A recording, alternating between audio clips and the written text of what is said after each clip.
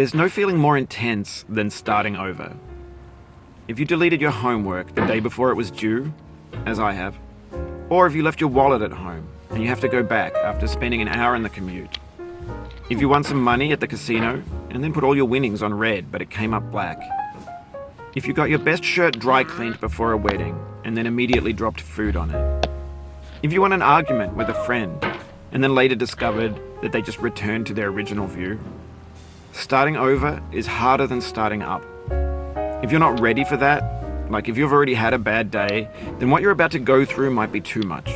Feel free to go away and come back. I'll be here. Alright, thanks for coming with me on this trip. I'll understand if you have to take a break at any point. Just find a safe place to stop and quit the game. Don't worry, I'll save your progress, always, even your mistakes.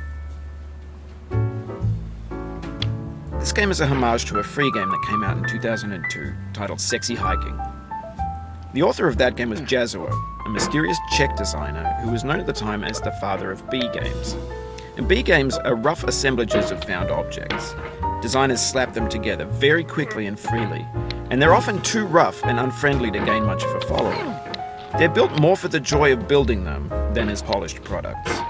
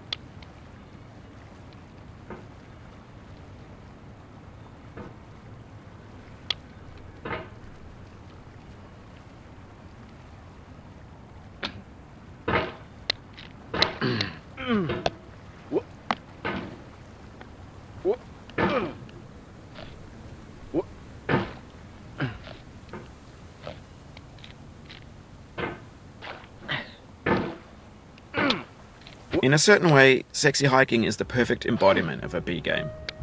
It's built almost entirely out of found and recycled parts, and it's one of the most unusual and unfriendly games of its time. In it, your task is simply to drag yourself up a mountain with a hammer. And that act of climbing, in the digital world or in real life, has certain essential properties that give the game its flavor. No amount of forward progress is guaranteed. Some cliffs are too sheer or too slippery, and the player is constantly, unremittingly in danger of falling and losing everything.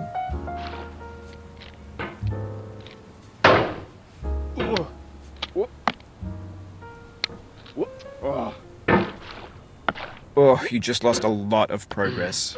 That's a deep frustration, a real punch in the gut.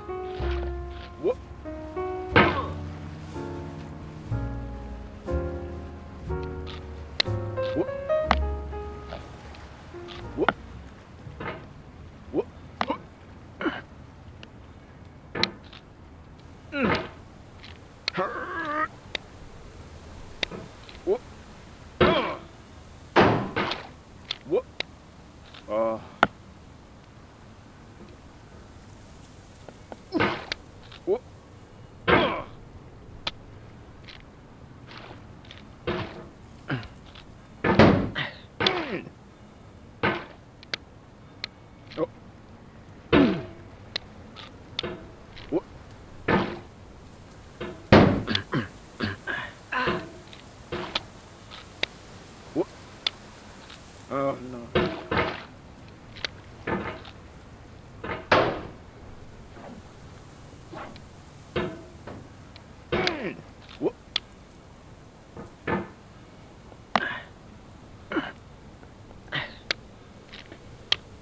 Anyway, when you start sexy hiking, you're standing next to this dead tree that blocks the way to the entire rest of the game. It might take you an hour to get over that tree, and a lot of people never got past it. You prod and poke at it, exploring the limits of your reach and your strength, trying to find a way up and over. And there's a sense of truth in that lack of compromise. Most obstacles in video game worlds are fake. You can be completely confident in your ability to get through them once you have the correct method or the correct equipment or just by spending enough time. In that sense, every pixelated obstacle in sexy hiking is real.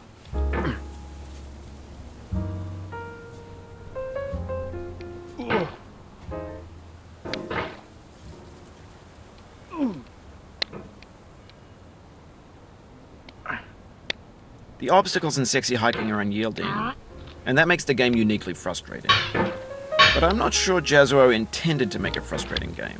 The frustration is just essential to the act of climbing, and it's authentic to the process of building a game about climbing. A funny thing happened to me as I was building this mountain. I'd have an idea for a new obstacle, and I'd build it, test it, and it would usually turn out to be unreasonably hard. But I couldn't bring myself to make it easier. It already felt like my inability to get past the new obstacle was my fault as a player rather than as a builder. Imaginary mountains build themselves from our efforts to climb them, and it's our repeated attempts to reach the summit that turns those mountains into something real.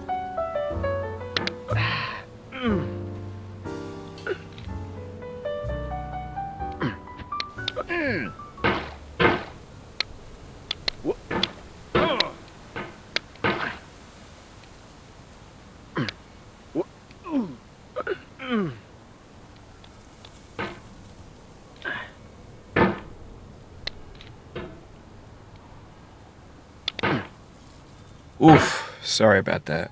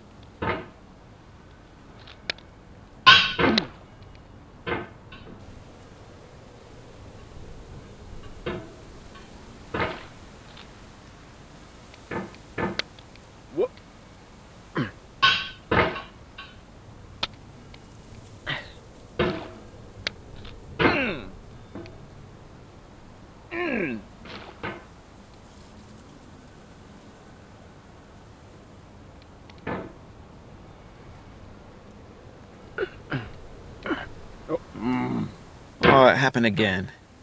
Keep on trying. Don't let it get to you.